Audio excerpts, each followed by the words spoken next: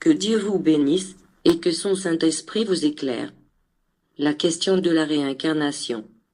Personne, qui qu'il est, ne peut réfuter avec certitude que l'incarnation n'est pas une réalité.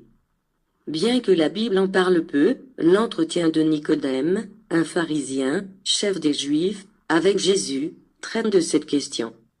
En ce temps-là, Nicodème de bonne foi vint chercher Jésus pour s'entretenir avec lui. Il vint de nuit et posa à Jésus la question selon Jean chapitre 3, versets 1 à 21. Maître, nous savons que tu es un enseignant envoyé par Dieu, car personne ne peut faire ces signes miraculeux que tu fais si Dieu n'est pas avec lui. Jésus répondit, ce qui est né de la chair est chair, et ce qui est né de l'esprit est esprit. Ne vous étonnez pas si je vous dis qu'il est nécessaire de naître une autre fois. Qui comprit ces paroles?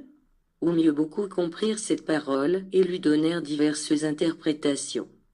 Si le corps sert de support à l'esprit, l'esprit ne pourrait-il pas s'incarner dans un corps en une autre existence pour expier au mieux, réparer les fautes d'une existence antérieure, pour apprendre et comprendre toutes les multiples leçons que renferme le livre de la vie sur terre, qu'on ne saurait assimiler en une seule existence? Et comment considérer que le Dieu d'infini amour punisse un Fils pour l'éternité, pour une seule existence sur terre, fut-elle 211 ans?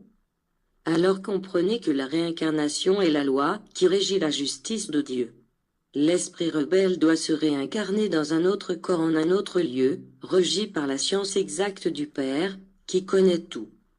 Jésus ne s'était pas arrêté en chemin à la question de Nicodème de savoir comment un homme peut-il naître de nouveau quand il est vieux. Jésus répondit, en vérité, je te le dis, à moins de naître d'eau et d'esprit, on ne peut pas entrer dans le royaume des cieux.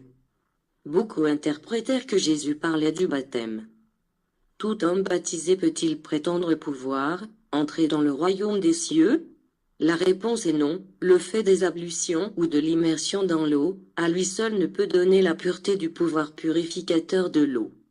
Le baptême par l'eau reste donc un symbole, qui représente un acte pratique de purification, qui est un exercice, qui doit se faire tout au long de l'existence d'un esprit incarné sur terre. Cet acte doit s'exercer en pleine conscience. Que dire alors de la renaissance, en esprit dont parlait Jésus à Nicodème? Seule la réincarnation donne une explication objective.